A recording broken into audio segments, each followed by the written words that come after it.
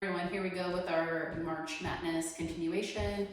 I was out for a couple of days for being sick, but I'm gonna get back to Cork-Screw.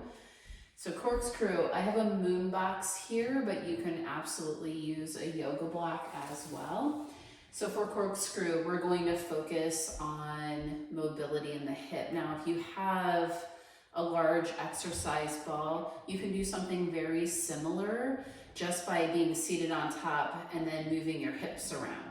But if you're someone who has to be seated for any number of reasons, if you can grab a yoga block or something like that and have a hard surface, this is for you because you can still get that hip mobility.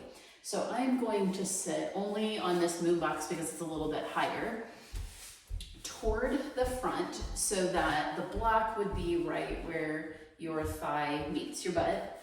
So I'm gonna sit on the front here and I'm gonna have one cheek off. So one side of my butt is off of it.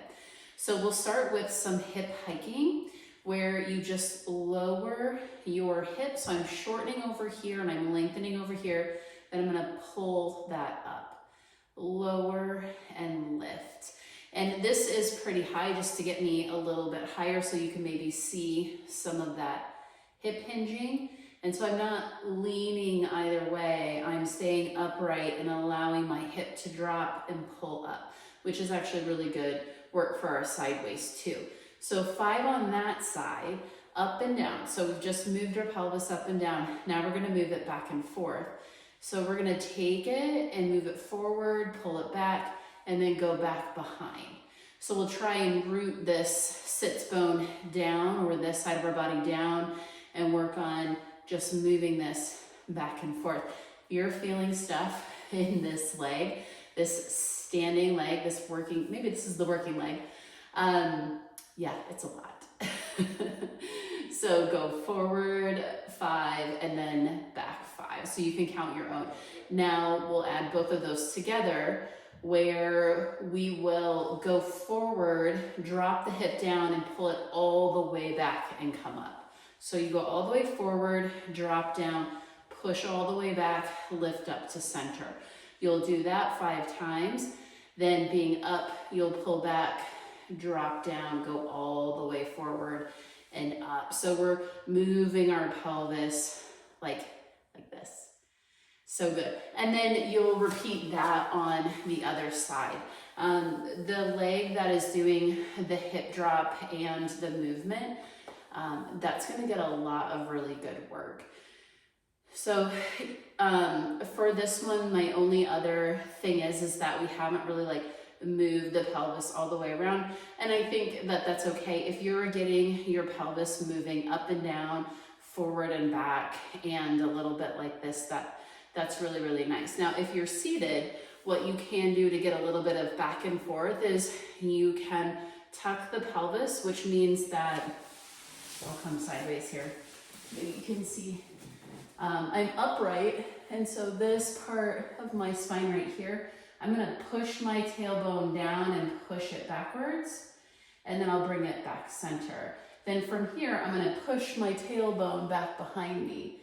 So this is a little extension in the low back, and then I curl.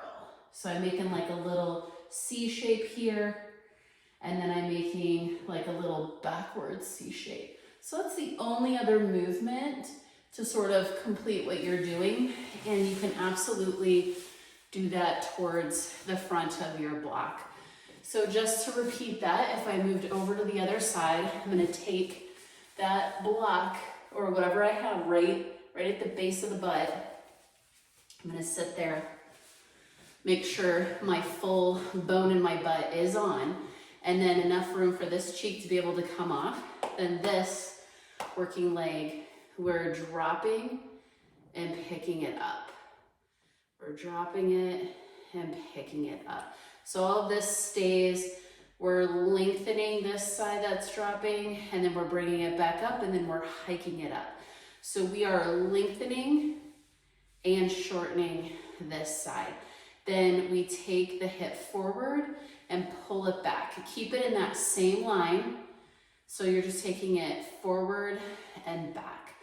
Then we'll do those circles where we're on that same height. We go forward, then we drop down and pull it up. Forward, drop down, and pull it up. And the rest of me, I'm trying to keep upright so that I'm using my side waist muscles and I'm making my hips do the work. We're stretching our hips, we're strengthening our legs, we're strengthening our hips. Push back, go down, and come up. Push back, go down, and come up. And I do get a little bit of a hike there. I don't know if I said that, but when I come through, I'm coming all the way up. So I'm shortening this side to pull it back so I get a nice circle. And then you could repeat again, and you could even have, if it's comfortable for you to have a ball between your legs, that pelvic tuck and arch. So I'm gonna push my waistband back behind me while keeping tall here. Then I'm gonna come straight, and then I'm gonna push sort of my hip bones forward and then pull those back. But everything here stays. So I round, and then I arch, and I round really low, and I arch. So those are the ways that we can move the hips. It is a lot of really good work in the legs and a lot of good hip mobility. And that's kind of our corkscrew. You could probably add some other stuff, but we've been adding some arm stuff in along the way. So I think that's good enough to get those hips nice and fluid and moving and getting those legs working. I hope you enjoyed this one. Let me know.